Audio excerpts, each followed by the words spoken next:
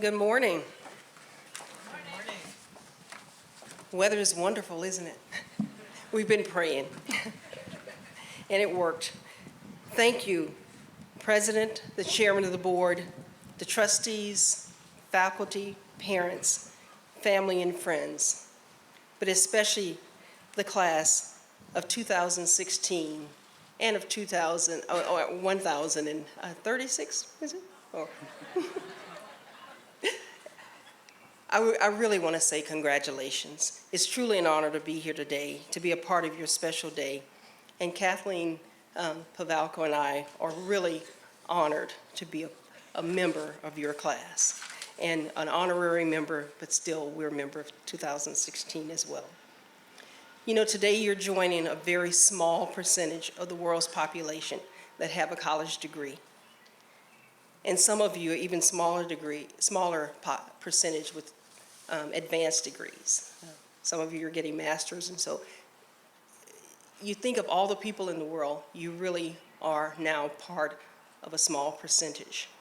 And there's a lot of responsibility that comes with that. As Elizabethtown graduates, you'll be forever known for the academic excellence and achievements that you've already achieved.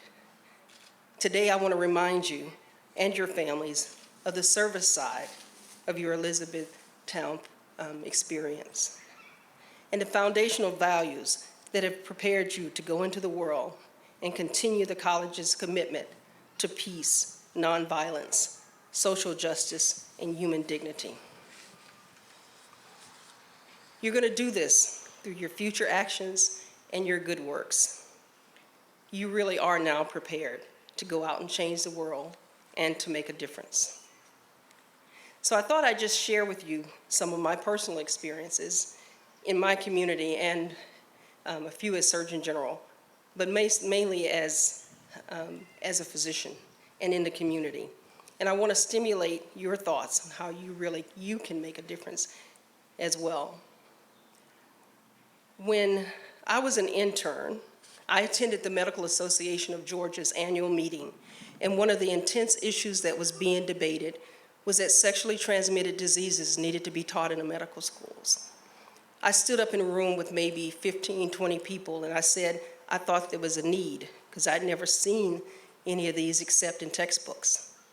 The resolution passed, and the Georgia delegation forwarded that resolution to the American Medical Association. They sent me to the AMA to speak to the same issue, and it passed. And within 6 months, every medical school in this country was encouraged to include sexually transmitted diseases as part of their core curriculum. I learned that one person can make a difference, whether it's in medical policy or in medical practice. And I learned that I could make a difference in medical practice when the National Health Service Corps sent me to Beulah Battery, Alabama. It's a pretty place, but it's a poor place.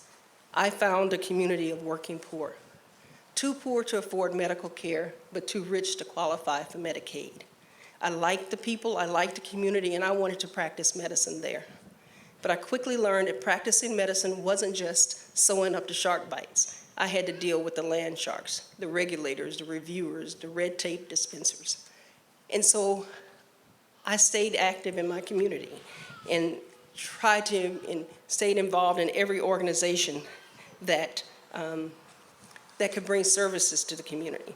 Everything from the AMA, the Chamber of Commerce, the Red Cross, the United Way, Girl Scouts, any organization that I could bring services to our community.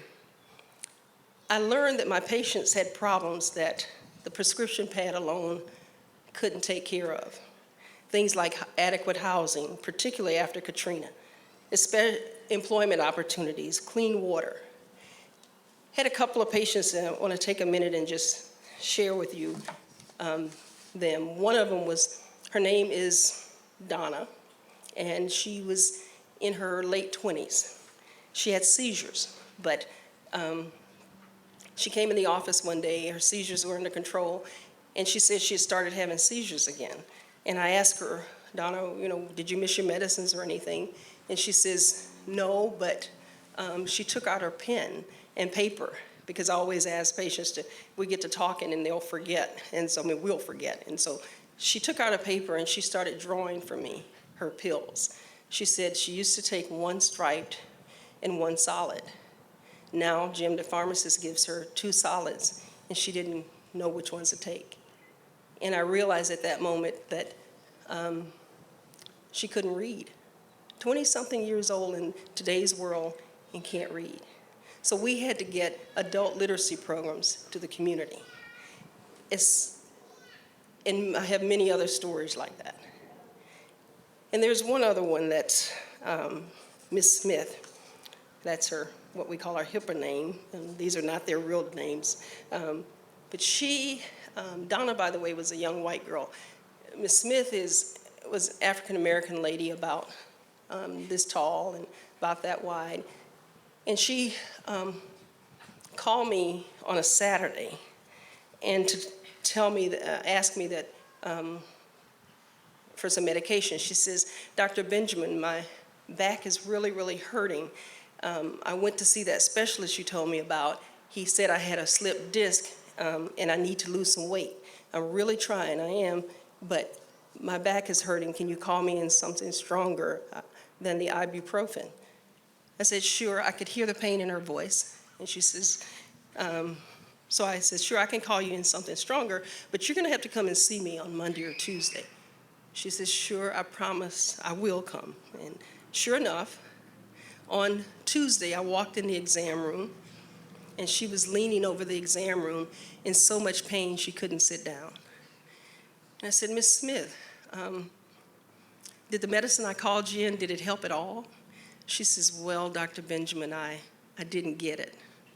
I said, what do you mean you didn't get it? She says, I couldn't afford it. I said, but you have insurance. You work as a janitor in the school system, you have insurance. She says, I know, but I didn't have the copay. I get paid on Friday, and I promise you I'll go get it. So I left out of the room, and I had my nurse, Nell, go across the street to Jim, our pharmacist, and get her medicine for her. And I went back in the room, and I said, Miss Smith, here's your medicine. I can tell you're in a lot of pain. I want you to start taking your medicine. Here's your medicine. At that moment, her eyes welled up with tears, and she says, oh, Dr. Benjamin, I'm so embarrassed. I didn't want you to have to do that. And at that moment, I realized I had taken her dignity from her, and that cultural competency has nothing to do with the color of your skin. It has to do with make sure that people can maintain their dignity. And so I had to get out of it, so I had to figure out how, and I told her about the fact that we have a small pot of money that people donate, we call our medication fund, and that's what I use, and that she didn't have to pay it, and she could if she wanted to on Friday, but she didn't have to pay it, and we prefer she didn't pay it, and she was okay with that. And as I was leaving the exam room, she says, oh, by the way, and her oh, by the way was, can I get a work excuse? I said, sure, you can get a work excuse. Today's Tuesday, you want to start taking your medicine, go back to work on Thursday or Friday? She says, oh, no, we have to strip those floors tonight. Here is a woman in so much pain that she can't sit down, but she's willing to strip the wax off the floor so our kids could go to school in a clean environment. And it was because of her and Donna and others like her that I agreed to, when the president asked me to become Surgeon General, to go to Washington so that I could be a voice for them and I could sit in the room and speak for them. And it really was with mixed feelings that I left a practice of 23 years to go back to that. To go to Washington. But I realized at that moment also that I would now have 300 million Americans as my new patients. And so I went from small town Biola Battery to 300 million Americans. And I also just want to mention the fact that when the Affordable Care Act passed, one of the first things that went into law was that, or went into practice was the fact that preventive services are now being required by insurances with no copay.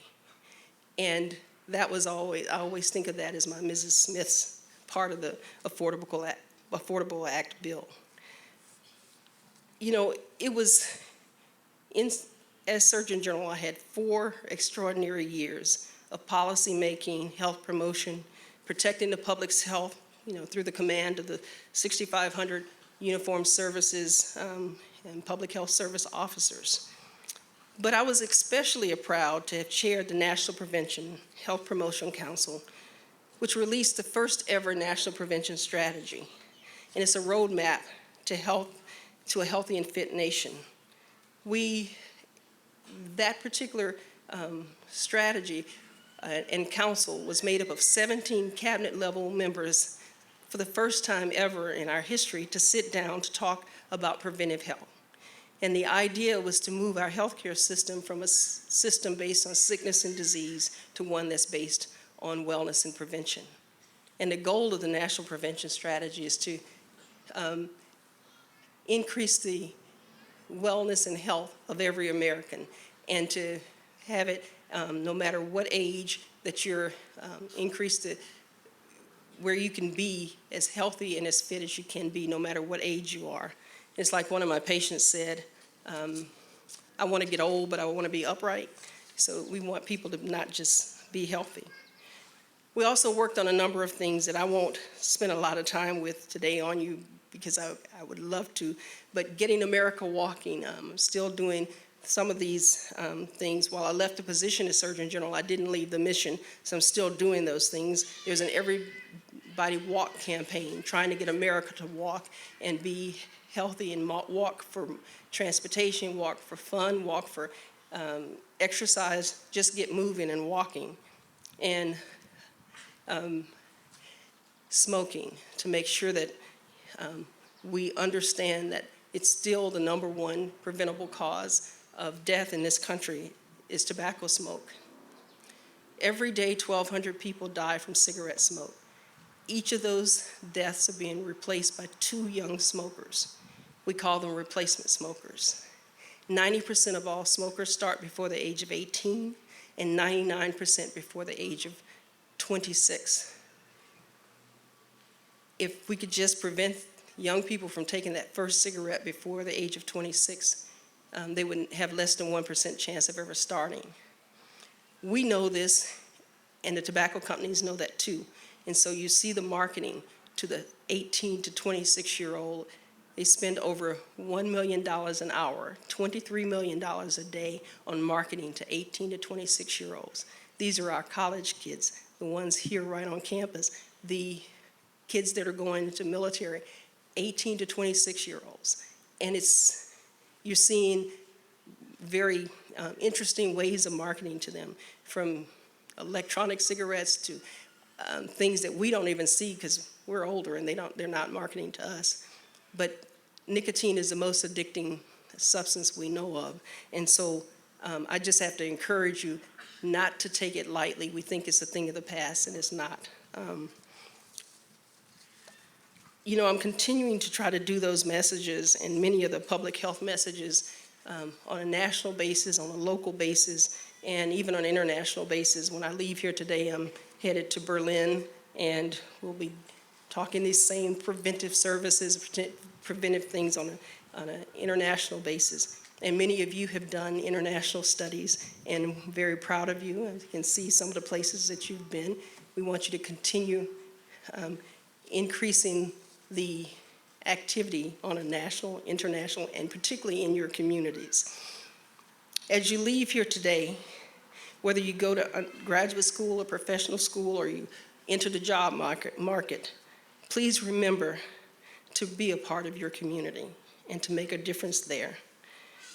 And I want to just share with you how that really was concretely hit home for me when, by the way, I'm back in my clinic. I'm there every day now. I'm seeing patients, but it's good to be back there. But in 1998, Hurricane George made landfall on the Gulf Coast, causing over $100 million in damage in Alabama alone. And our clinic was destroyed. And my nurse, Nell, and I, we saw patients from my pickup truck. And I did house calls for the next 2 years till we could find the resources to rebuild our clinic on higher ground. And we built it up on stilts. In the meantime, we managed to save our drenched paper records, drying them out in the hot Alabama sun. And I wanted to install an electronic health record, but money was tight and we couldn't afford to do, so I chose to pay the light bill instead of buying an electronic record. And so we didn't. We rebuilt, as I said, up on higher ground. But then in 2005, Hurricane Katrina hit our town, the town of Biola Battery, and it brought 25-foot surge of water. And Biola Battery was hit very hard. We have a population of 2,500 people, and 2,000 had no livable homes. The economy of the town was destroyed when the shrimp boats were left in the pine trees. And again, our clinic was destroyed. And as before, I was looking for patients I could do house calls on. But many of them didn't have any homes this time. And they were in the shelters in small camping tents on the ground. So we set up a makeshift clinic on the stage of an auditorium that was serving as a shelter. And we provided basic primary care services there. And many of the patients had lost their medicines, their diabetic supplies, their asthma machines, and the storm water. And they had nothing. And so I cut sheets of paper, copy paper, into quarters, and I made prescription pads out of that. And no one had anything. Even those who had insurance didn't know what they were. So I just wrote on the bottom for the pharmacist to just bill me. And the patients had to rely on their memory or simply guess what their medical allergies and things were. But the point of telling you this is that the community came together and they helped each other. And they helped with many of the volunteers, and we restored our building. Once you're a part of a community, you're a part of it. So we restored our building, and we moved into the new restored building. We moved our new furniture and our equipment, and once again, those dried out charts in the renovated building in order to open on the day after New Year's. But on New Year's Eve, in the wee hours of the night, the new building with all of those equipment and twice dried out charts burned to the ground. And we were devastated, more so than by the storm. But the community was what was wonderful. The patients came by, we cried together. One of my elderly patients sent her granddaughter, sent to me by her granddaughter an envelope that had $7 in it, and the note was to help rebuild a clinic. She couldn't afford it, so I said to myself, if she could find $7, I was going to find the rest. And so we did, and we're in a building, but the point is that you're not alone. When you become a part of that community becomes a part of you too, and they'll be there for you when you need them. And the one thing I can just say, you will never regret it. You know, it's often said, we make a living by what we get. We make a life by what we give. And the most valuable thing you can give is of yourself. So I hope you don't miss that opportunity to experience the feeling, whether it's at home or at work, as with all the graduates, no matter what your major is, be a part of your community. You have an opportunity to lead, and you have a responsibility to lead. And whether you realize it or not, you're already leaders.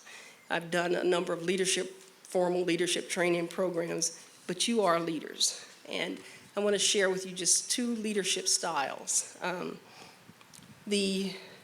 My favorite leadership styles. One of them you probably have heard of, called the servant leader. And the servant leader sees something need to be done and you just do it. You step up to the plate. In your organizations, in your communities, you see it throughout history, you see it throughout the Bible, you see it different places. And it's not because of the glory or the fame, it's just that it needs to be done. The best example I can tell you is right here. The members of the Church of the Brethren didn't have to start a college here in 1899, but they did. They felt there was a need, and because of them, they're impacting the entire world by graduating you today. And because of them, you're here. We're all here. The other leadership style is leadership from behind. I kind of made that one up, but I call it leadership from behind. But it's when you rise to a level of success that you don't forget to reach back and pull someone up with you. A good leader will do that. But a great leader won't just stop there. They will not only pull them up to be as good as they are, but they will push them out in front of them. And a great leader will stand behind you and let you know that you won't fall because they got your back. You know they're there supporting you. Your faculty, your staff and folks here at the university will always have your back, not just today, but every day in the future. You can call back here to the university and you'll know they have your back. So that leadership from behind. You never know who's watching you. I used to get my name in the paper a lot. This was before Surgeon General days, but I would get my name in the paper and reporters, Kathleen kind of appreciate this, will call you and ask you for a quote. They know what you're going to say. They've already read it, but they want to talk to you. And I say, well, they're interrupting me. I'm seeing my patients. Well, one day I got a letter, a manila envelope in the mail. And I had been in a paper or something. I got a manila envelope from second graders. And it had like 12, 15 letters. And the letter said, I saw your picture in the paper and I want to be a doctor just like you. So I realized that getting my picture in the paper and awards and things isn't about me. It's about whether one of those second graders will one day want to be like me. Our graduating today, this honorary degree, your degree, somebody's looking at you, your cousins, your neighbors, and they're going to want to be just like you. And you have a responsibility to be good and to do good at what you're doing so that they can want to be like you. So I would just say to you, take time for yourself. You know, as a physician, I have to tell you that it's important that you take care of yourselves, that these friendships that you've made throughout college will be lifelong friendships, and stay in touch with your friends and your family. On the flight here yesterday, the stewardess says, put your own face mask on before attempting to help others. You got to take care of yourselves. Exercise, eat right, get your flu shot, all those things, and stay healthy and enjoy, but also have fun, because mental health is important, and making sure you have fun while you're doing it. I'm going to end because the real part of the graduation is coming up next. But I want to end with a poem, and it's by an unknown author, and it's titled God Meant It. And it goes like this: I have only just a minute, only 60 seconds in it, forced upon me, can't refuse it, didn't seek it, didn't choose it, but it's up to me to use it. I must suffer if I lose it, give account if I abuse it. Just a tiny little minute, yet eternity is in it. I hope you will take your minute, go out into the world, and make a difference. Thank you.